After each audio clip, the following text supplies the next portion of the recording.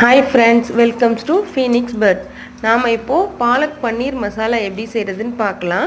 அதுக்கு முதல்ல தண்ணியை நல்லா கொதிக்க வச்சுட்டு பாலக்கீரை அதோடு ஆட் பண்ணி ஒரு கொதி வந்தோடனே எடுத்து வடிகட்டி வச்சுக்கலாம். அடுப்பில் ஒரு கடாயை வச்சுட்டு கொஞ்சமாக எண்ணெய் ஊற்றிக்கோங்க. நம்ம பன்னீரை சின்ன சின்னதாக கட் பண்ணி எடுத்து வச்சுருக்கோம். அதை அந்த எண்ணெயில் நல்லா ப்ரௌனாக வர வரைக்கும் ஃப்ரை பண்ணி தனியாக எடுத்து வச்சுக்கலாம்.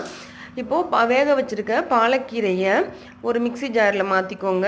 நல்லா நைஸாக அரைச்சி எடுத்துக்கோங்க. இப்போ நம்ம கிரேவி செய்கிறதுக்கானதை பார்க்கலாம். அடுப்பில் ஒரு கடாய் வச்சுக்கோங்க.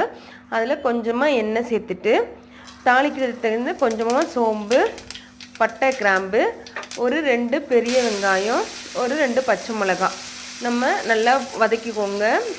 வெங்காயம் வதங்குறதுக்கு தேவையான அளவு உப்பு சேர்த்து நல்லா வதக்கிக்கோங்க.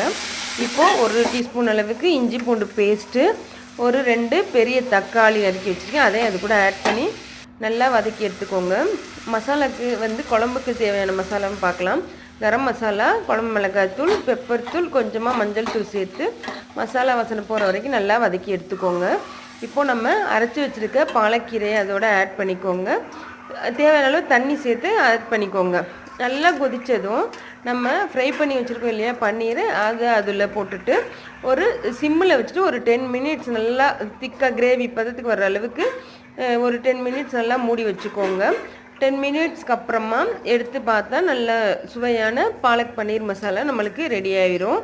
இது நீங்கள் தோசை, சப்பாத்தி, பூரி, இட்லி இந்த மாதிரி எல்லாத்துக்குமே சாப்பிட்டா ரொம்ப சூப்பராக இருக்கும். இந்த வீடியோ உங்களுக்கு பிடிச்சதுன்னா சப்ஸ்கிரைப் பண்ணுங்கள், லைக் பண்ணுங்கள், ஷேர் பண்ணுங்கள். தேங்க்யூ ஃபார் யுவர் வாட்சிங்.